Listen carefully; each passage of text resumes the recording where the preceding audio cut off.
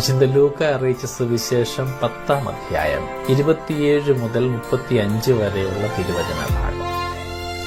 നല്ല സമറിയാക്കാരന്റെ, നല്ല അയൽക്കാരന്റെ ഉപമ. എഫ്രൈം പിതാവ് ഇപ്രകാരം പറയുന്നുണ്ട്: ദൈവസ്നേഹവും പരസ്നേഹവുമാകുന്ന ചിറകിന്മേലാണ് ബാക്കി എല്ലാ കൽപ്പനകളും ഉയരുക എന്ന്.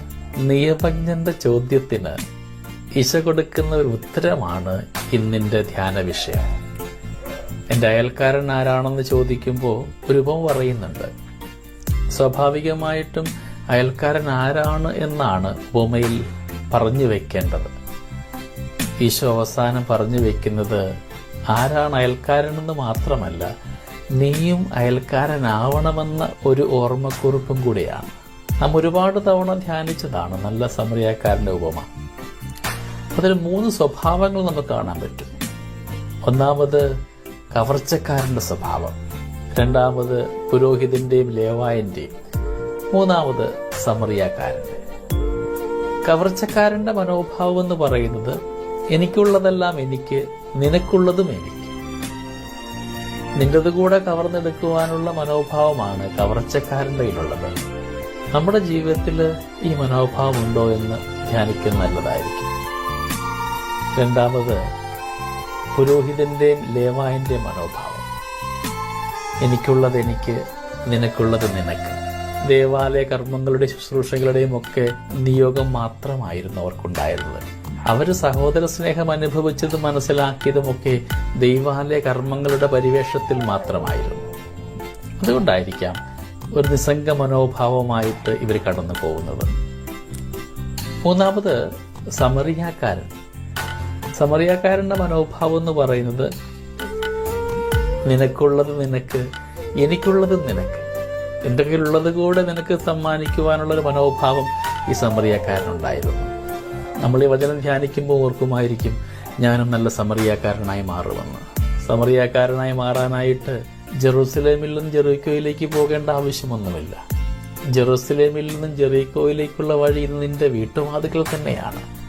അതിലെ കടന്നു പോകുന്നവരെ ദർശിക്കുമ്പോൾ അറിയാൻ പറ്റും എത്ര പേർക്ക് നിന്റെ സഹായം ആവശ്യമുണ്ടെന്ന്, എത്ര പേർക്ക് നിന്റെ അനുകമ്പ ആവശ്യമുണ്ടെന്ന്.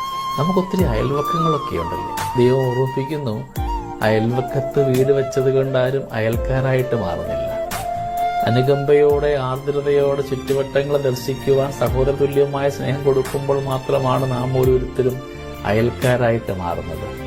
ഈശോ ആഗ്രഹിക്കുന്നത് പോലെ നിസ്വാർത്ഥമായ മനോഭാവമായിട്ട് നല്ല അയൽക്കാരായിട്ട് മാറുവാൻ നമുക്ക് ഈ ദിനത്തെ മാറ്റിവെക്കാം. ഈ നല്ല സമറിയാക്കാരൻ എല്ലാം പങ്കുവെക്കുന്നുണ്ട്. തനിക്ക് വേണ്ടി മാത്രം കരുതിയിരുന്നവയൊക്കെ അവരന് വേണ്ടി, മുറിവേറ്റവന് വേണ്ടിയിട്ട് കൊടുക്കുവാനുള്ള മനസ്സ് ഈ മനുഷ്യനുണ്ടായിരുന്നു. ഏറ്റവും അവസാനം അവൻ ഏൽപ്പിക്കുകയാണ്. തന്നേക്കാൾ ശ്രേഷ്ഠമായ ഒരിടത്തേക്ക് ഏൽപ്പിച്ചുകൊണ്ടാണ് അവൻ തിരികെ പോവുക. സ്നേഹമുള്ളവരെ, നമ്മുടെയൊക്കെ ജീവിത മേഖലയിൽ നാം അയൽക്കാരായിട്ട് മാത്രം മാറിയാൽ പോരാ. അവരുടെ മുറിവുകളെ ഒരു പ്രാർത്ഥനാ നിയോഗമാക്കി മാറ്റി ദൈവസന്നിധിയിൽ ചേർത്ത് വെച്ചുകൊണ്ട്, സത്രം സൂക്ഷിപ്പുകാരൻ്റെ കയ്യിൽ സമറിയാക്കാരൻ മുറിവേറ്റവനെ ഏൽപ്പിച്ചതുപോലെ ദൈവസന്നിധിയിൽ നമ്മുടെ പ്രിയപ്പെട്ടവരെ ഏൽപ്പിച്ചുകൊണ്ട് അവർക്ക് വേണ്ടി എന്നേക്കാൾ ശ്രേഷ്ഠമായ, നമ്മളെക്കാൾ ശ്രേഷ്ഠമായ ഒരിടത്തെ ഏൽപ്പിച്ചുകൊണ്ട് ഒരു പ്രാർത്ഥനാരൂപിയിലാകുവാനായിട്ടും നമുക്ക് പരിശ്രമിക്കാം. ദൈവസന്നിധിയോട് ചേർന്നിരുന്ന് പരിശുദ്ധാത്മാവിൻ്റെ വലിയ നിറവ് നമ്മുടെ ജീവിതത്തിലേക്ക് കടന്നു വരാനായിട്ടും ചുറ്റുവട്ടങ്ങൾക്ക് ഭീതിയുമൊക്കെ ദൈവാത്മാവിൻ്റെ പ്രത്യേകമായ ഇടപെടൽ കൊണ്ട് അനുഗ്രഹമാകുവാൻ നമ്മിലേക്ക് ഇറങ്ങി വരണമേ എന്ന് നമുക്ക് പ്രാർത്ഥിക്കാം. ഏവർക്കും ഈ ദിനത്തിൻ്റെ എല്ലാ നന്മകളും നേരുന്നു. ദൈവം നമ്മളെല്ലാവരെയും സമൃദ്ധമായി അനുഗ്രഹിക്കട്ടെ. നമ്മുടെ കർത്താവ് ഈശോ മിശിഹായുടെ കൃപയും പിതാവായ ദൈവത്തിൻ്റെ സ്നേഹവും പരിശുദ്ധാത്മാവിൻ്റെ സഹവാസവും നമ്മുടെ കൂടെ എന്നും ഉണ്ടായിരിക്കട്ടെ, ഇപ്പോഴും എപ്പോഴും എന്നേക്കും. ആമേൻ.